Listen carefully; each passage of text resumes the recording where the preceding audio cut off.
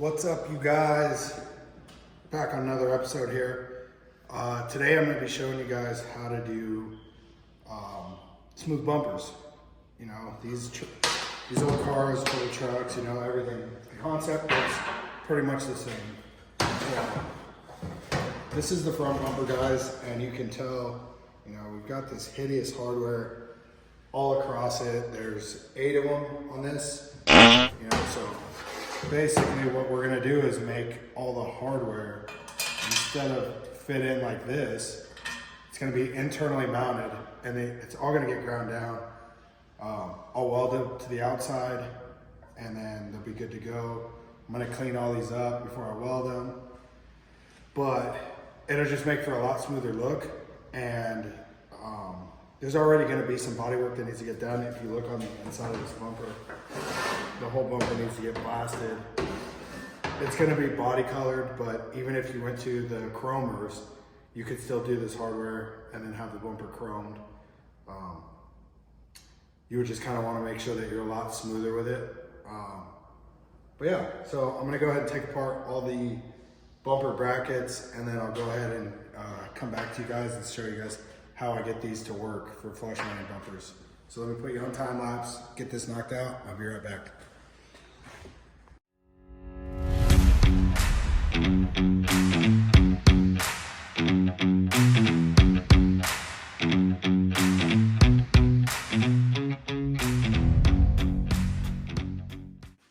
All right, guys, so now that I've got all the bolts out, I'll go ahead and explain.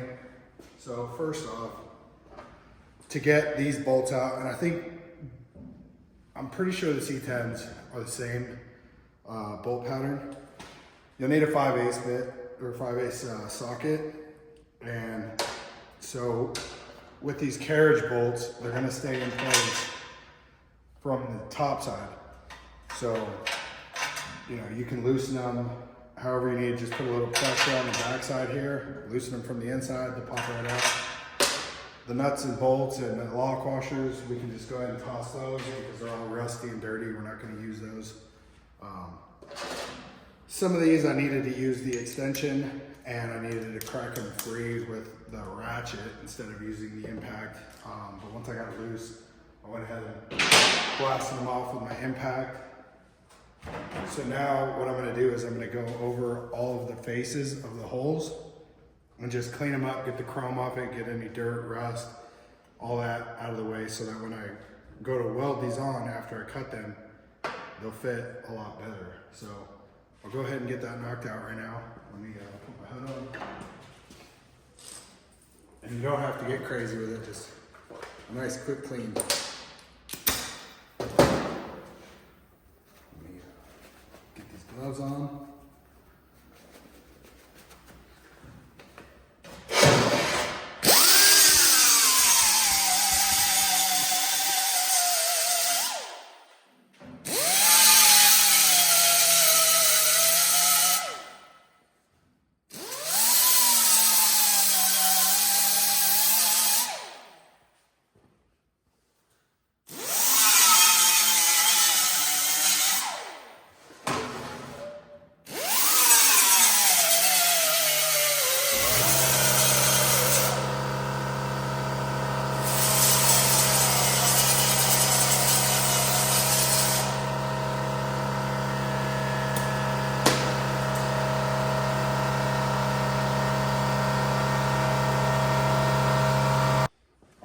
So now that my compressor shut up, it's pretty loud. We're right next to it, so sorry.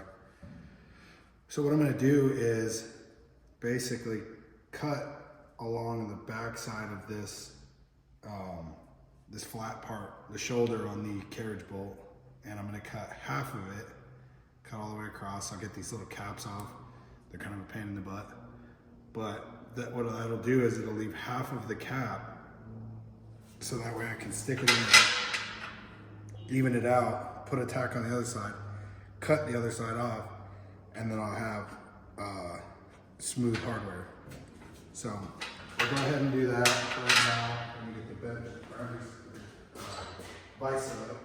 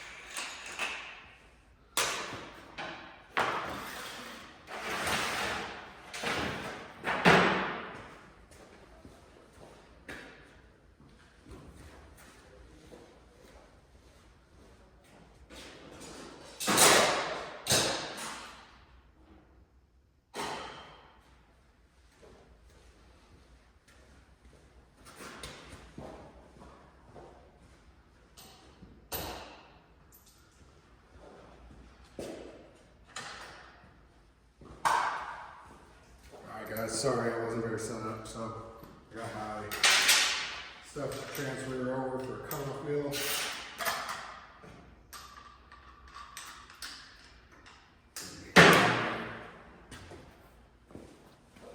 Make sure you guys can see what I got going on here. Let me move you.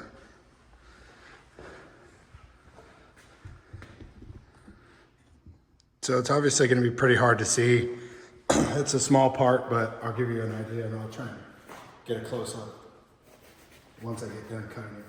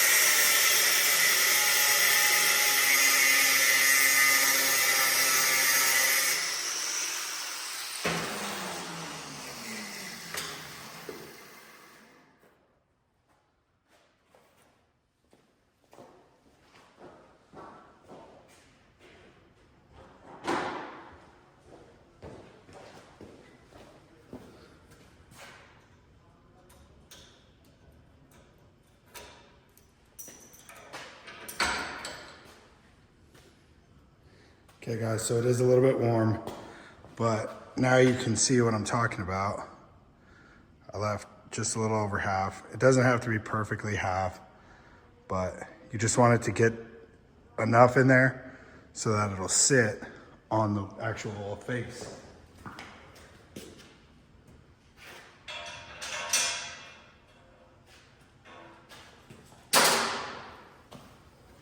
Let me walk you back over to the other table. So now I'm gonna zoom you in so hopefully it doesn't get crazy. Now you can see what I'm talking about. When I get ready to weld it, I'll be nice and flush. And then I can just lay a little tack on there, grind down the rest of this, and be good to go. So I'm gonna go ahead and do that with all these. I'll put you back on time lapse because it is a little bit tedious, and then I'll start tacking them in so you guys can see.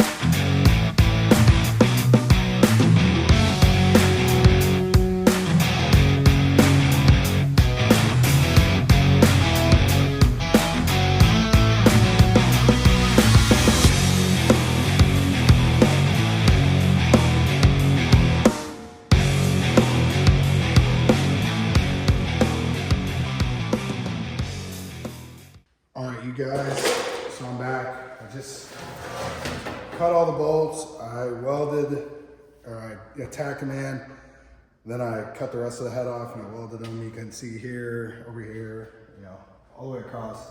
I hit all 5 of them, besides that one that we'd already done.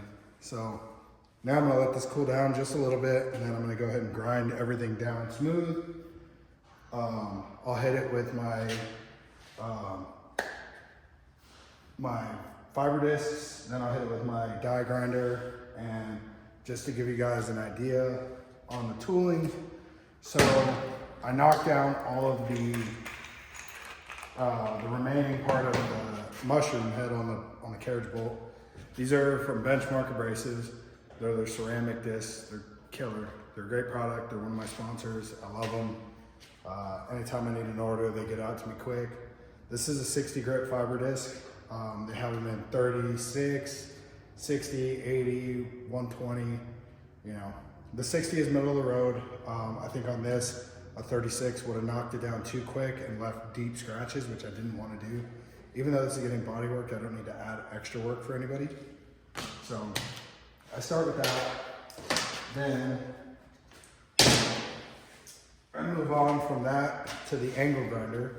And on the angle grinder, I'm using the 2-inch roll-locks from Benchmark.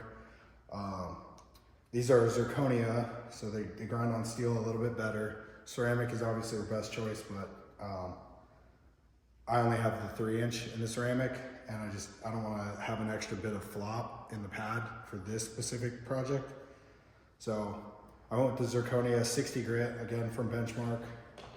Then I'll finish it out with 120. And 120 will just get all of the fine scratches out and help smooth it out, leave a nice even line. And then from there, I don't have it over here, but from there I'll go to DA and just DA a little bit larger of an area than where I just welded and blended. And then from there, it'll be good, we'll be done. So I'm gonna let it cool down a little bit, and then I'll come back with you guys. I'll show you guys how I metal finish this out and make it look like it should be from the factory. So keep your eyes peeled.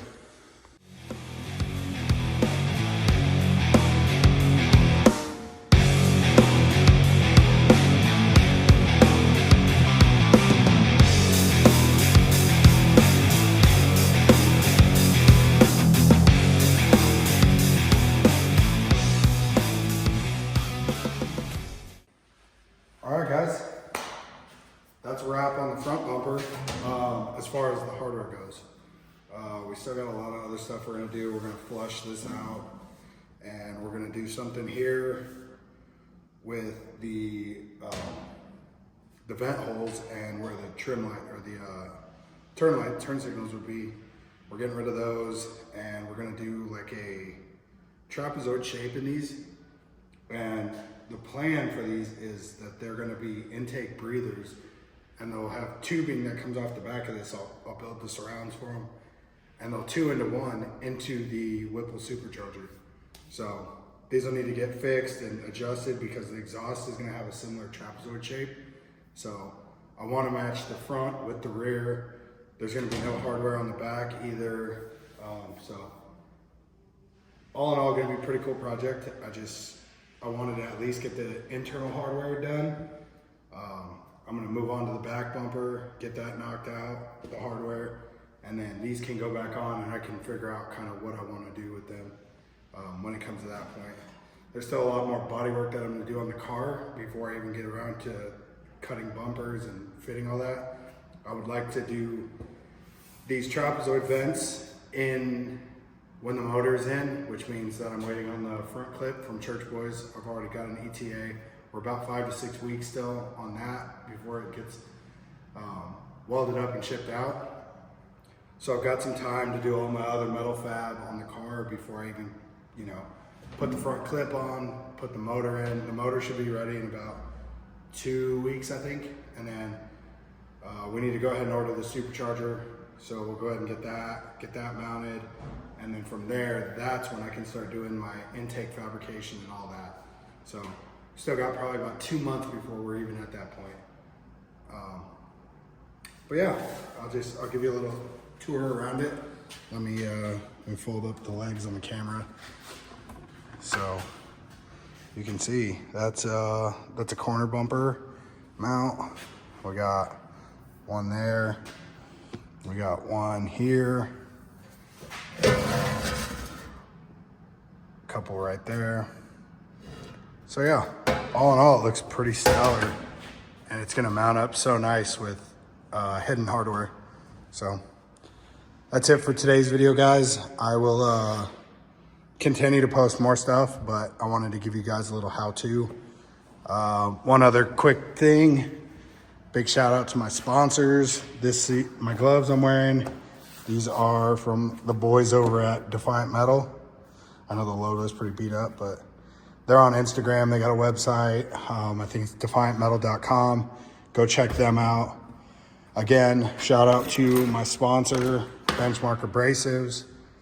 Rocking this killer grinding hood. I love it. No problems with it. Fits great. It actually adjusts easier than my welding hood. Let's see. Cutoff wheels. Again, same thing. The boys over at Benchmark Abrasives, along with all my, Scotch-Brite 3-inch pads. These are good for cutting down paint, primer, any of that stuff. Doing a little rough texture without killing the metal. Same thing. Fiber discs, all Benchmark Abrasives. So make sure you guys go check out all their products, guys. And I will see you guys back here on the channel in a little bit. Talk to you guys later.